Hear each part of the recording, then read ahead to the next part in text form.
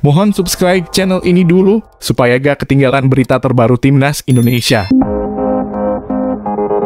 Itu tadi adalah video pertandingan Timnas Indonesia U20 beberapa waktu lalu. Harapan saya Timnas Indonesia bisa bermain luar biasa dan ciamik lagi seperti contoh video ilustrasi tadi ketika nanti menghadapi Ukraina U20 di laga perdana Toulon Cup 2024 di Prancis.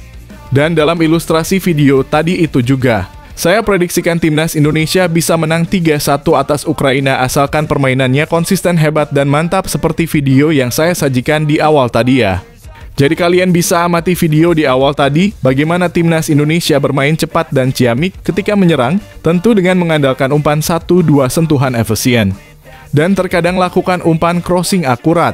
Dan mohon maaf jika nanti video di awal terpaksa saya akan hapus karena berpotensi kena larangan hak cipta. Dan informasi saja, laga Timnas Indonesia U20 versus Ukraina U20 akan digelar pada Selasa 4 Juni 2024 mulai pukul 11 malam waktu Indonesia Barat. Untuk televisi nasional yang menyiarkan laga ini secara langsung adalah Indosiar atau bisa juga disaksikan di aplikasi livestreamingvideo.com. Dan pastinya bukan live di channel YouTube ini karena larangan hak cipta. Baik, sekarang bagaimana menurut kalian, siapakah yang akan memenangkan pertandingan tersebut? Apakah Timnas Indonesia dapat memenangkan laga tersebut atau tidak? Silakan komentarnya di bawah ini ya. Dan jangan lupa prediksi skornya juga. Terima kasih atas perhatiannya ya guys.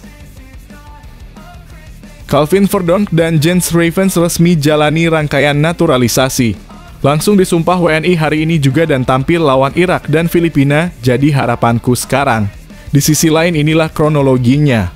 Langkah menuju naturalisasi dua pemain berbakat Calvin Verdonk dan Jens Ravens yang memiliki keturunan Indonesia Belanda semakin mendekati puncaknya.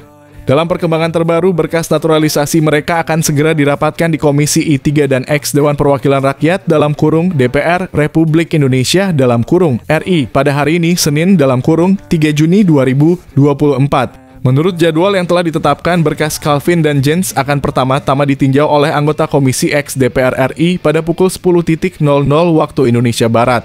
Sementara itu, pada pukul 13.00 waktu Indonesia Barat, giliran anggota Komisi I3 DPR RI yang akan memeriksa berkas naturalisasi keduanya.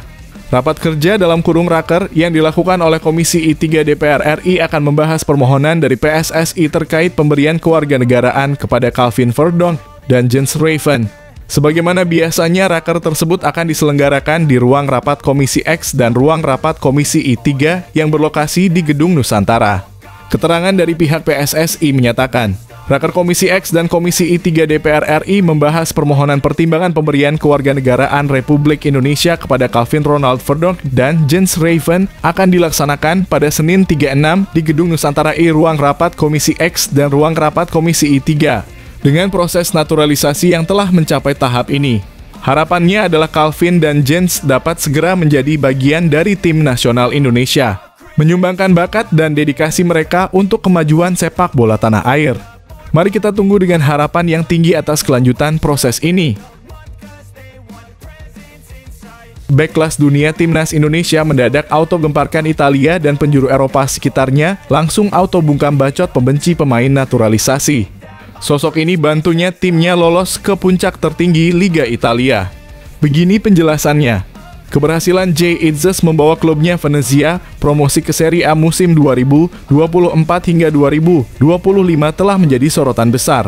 Dalam laga krusial melawan Cremonese pada leg kedua final playoff Serie B, Minggu 26/2024, Venezia mampu menaklukkan lawannya dengan skor tipis 1-0.